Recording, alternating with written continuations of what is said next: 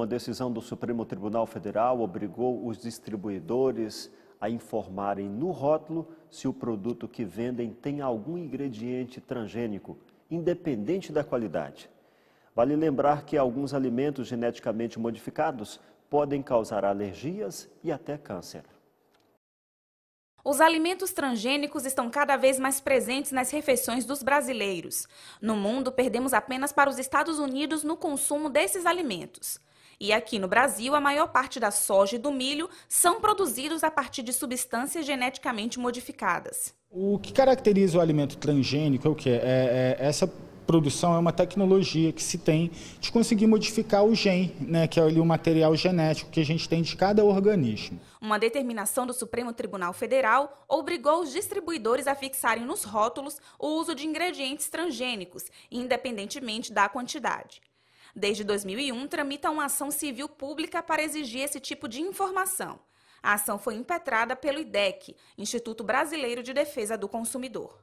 O IDEC entendeu que, já que haveria a produção de alimentos transgênicos, a gente entende que o consumidor tinha que saber qual que era o alimento que tinha ou não transgênico para poder escolher consumir ou não. Já que tinha que informar, tem que informar qualquer quantidade. A preocupação de informar aos consumidores o uso de ingredientes transgênicos nos alimentos surge porque ainda não se tem comprovação científica dos malefícios causados por esse tipo de consumo.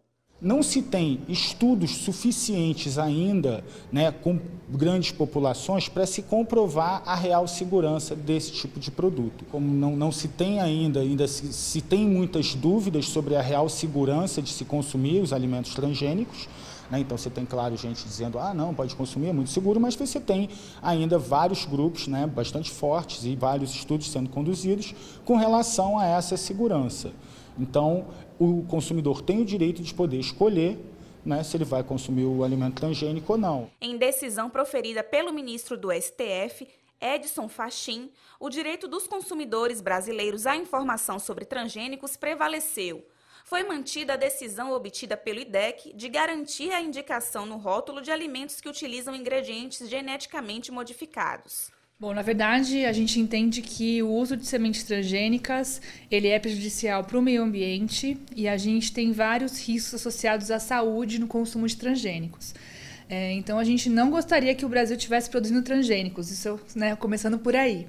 Já que o Brasil começou a produzir, então a gente tem que informar o consumidor. O consumidor tem o direito de saber, né, e para poder escolher se ele quer ou não correr esse risco de consumir transgênico. Isso é tanto uma questão de precaução, já que a gente sabe que esses riscos existem, não estão comprovados totalmente, mas os riscos existem, quanto para garantir o direito do consumidor à informação clara e correta nos rótulos de alimentos. Segundo o engenheiro de alimentos Valmir Carneiro, o que se tem certeza é de que alimentos transgênicos podem causar alergias, intolerâncias e até casos de câncer. Tem alguns estudos até apontando maior índice de câncer em cobaias que foram alimentadas só com produtos transgênicos. Ele ressalta também que, para o meio ambiente, a produção de alimentos transgênicos pode causar muitos malefícios. E você ainda tem o problema do ambiente, muitas vezes da perda da diversidade, né? Então você acaba trabalhando com um tipo de semente só e diminuindo essa variabilidade genética, além de poder ter o quê? A possibilidade de cruzamento com outras plantas e contaminando, né, essas plantas da natureza com esse material geneticamente modificado. E algumas espécies, né, por exemplo, teve um caso lá da borboleta monarca, que você teve uma morte de várias borboletas por terem entrado em contato com pólen de uma planta transgênica. A nutricionista do IDEC destaca também outros prejuízos da produção de alimentos transgênicos. Com isso, a gente aumenta a contaminação do solo, da água, do ar. Isso afeta todo o ecossistema ao redor da plantação.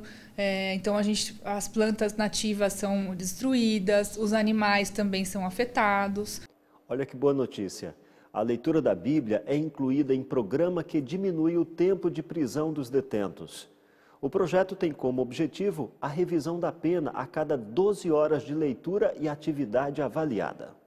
Nos últimos 50 anos, A Bíblia é o livro mais vendido com cerca de 4 milhões de cópias, segundo o ranking divulgado pelo Visual News. São inúmeros modelos, formas e gostos. Tem Bíblia para mulher, para homem, para criança, Bíblia em diferentes idiomas e estilos literários. Em abril deste ano, o governo do estado do Amazonas, em parceria com a Sociedade Bíblica do Brasil, reconheceu a Bíblia como um livro que desenvolve o conhecimento, a educação, a cultura e a argumentação, além de conceder ao leitor a capacidade de mudar sua realidade e transformar sua vida. Por esse motivo, a Bíblia foi incluída no projeto de remissão de pena por estudo ou por trabalho, que dá ao condenado a redução de um dia de prisão a cada 12 horas de atividade avaliada.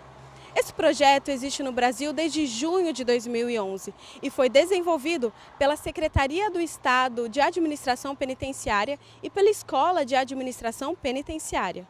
O Amazonas é o primeiro estado brasileiro a conquistar essa inclusão na lei federal. Adriano Casanova é pastor e gerente da Sociedade Bíblica do Brasil em Manaus. E ele conta o desejo dessa lei entrar em vigor em todo o país. A Sociedade Bíblica do Brasil tem uma missão, que é promover a difusão da Bíblia e sua mensagem como um instrumento de transformação e desenvolvimento integral do ser humano. Manaus, Amazonas, foi o pontapé inicial. O desafio maior é que esse projeto chegue no Brasil inteiro. Nos presídios, o estudo diário da Bíblia já acontece antes mesmo dessa lei entrar em vigência. Por isso, vim a essa unidade prisional conhecer um pouco dos resultados que o livro sagrado tem trazido. Wilson Ruiz é diretor da unidade e ele explica como diferenciar a mudança sincera ou dissimulada de um detento. Primeiro, a mudança no semblante, a mudança no tratamento, a pessoa ela se torna mais humana, mais solícita, mais compreensível, porque dentro do cárcere há várias regras, e a imposição do poder disciplinar dentro de uma unidade prisional, ela é feita através do diálogo. Em algumas ocasiões, você consegue conhecer se uma pessoa está praticando ou não esse preceito de forma verdadeira quando você diz um não para aquela pessoa. A forma como ela vai reagir é que vai dizer se ela está sendo franca ou não naquela prática religiosa.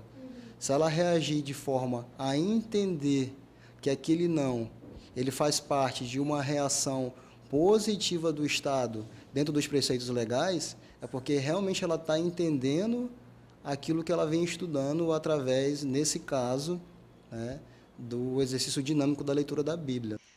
Há 20 anos, José Aparecido, mais conhecido como Zezinho, estuda a Bíblia com os reclusos de diversos presídios do Amazonas e mostra como seu trabalho tem sido feito. O estudo da Bíblia, até a própria palavra de Deus diz, conhecereis a verdade, e a verdade vos libertará. Então, a palavra de Deus, ela tem um poder muito grande em favor daqueles que buscam a leitura da Bíblia, Geralmente, a partir de 2 meses, 3 meses, a gente já consegue detectar assim, uma mudança, A gente vai tendo essa percepção de mudança na vida deles. Como fruto do desempenho de Zezinho, Sócrates estudou a Bíblia, se batizou e hoje ambos frequentam a mesma igreja. Eu entrei aqui e não sabia dar uma palavra de nada, eu saí um pregador da palavra de Deus. E hoje, para a honra e glória do Senhor, me forcei na palavra de Deus. Hoje eu estou aqui levando a palavra do Senhor nos ônibus, levo a palavra do Senhor nos hospitais, entendeu? A hora que eu tenho uma folgazinha do meu trabalho, eu vou levar a palavra de Deus. Sócrates hoje está em regime aberto. Ele carrega em sua história de vida a prova de que o contato com as Escrituras Sagradas pode trazer uma positiva mudança. Acompanhe agora a segunda parte do Momento Saúde sobre os benefícios das atividades físicas no inverno. A outra dica é em relação a exercícios físicos em ambientes agora internos. Academias, clubes, aonde você pode realizar a sua prática de exercício físico. O que nós devemos olhar é a relação com equipamentos que tem agora na academia, como ventiladores, ar-condicionado, Isso faz com que a temperatura corporal também do indivíduo que pratica a sua atividade física tenha agora o seu comprometimento. Caindo a temperatura corporal, né, o seu rendimento em exercícios, né, agora físicos, é comprometido. Exercícios com peso, exercícios com bicicleta, com esteiras, por exemplo, nós devemos tomar cuidado com esse, né, uso de recursos em academias. Outra dica fica também relacionada a pessoas que têm doenças respiratórias ou, né, já tem uma doença já acometida por, né, doenças, né, de trato respiratório superior, e isso vem, né, agora também a disseminar essa doença dentro desses ambientes fechados. E aquelas pessoas que estão praticando atividade física em ambientes fechados podem também serem acometidas por essas doenças. Doenças como gripe, resfriados, né, as próprias alergias, né, rinites, sinusites, por exemplo. Isso pode agora, né, ter ponto de gatilho através da prática de exercício físico realizado em ambiente interno, e isso causado por, né, doenças respiratórias ou uso de algum equipamento no local, diminuindo a temperatura, né, do local e prejudicando a sua atividade física. Na edição de hoje, você acompanhou sobre a leve queda no preço do combustível. Juros do cartão de crédito atingiu maior marca desde 1995.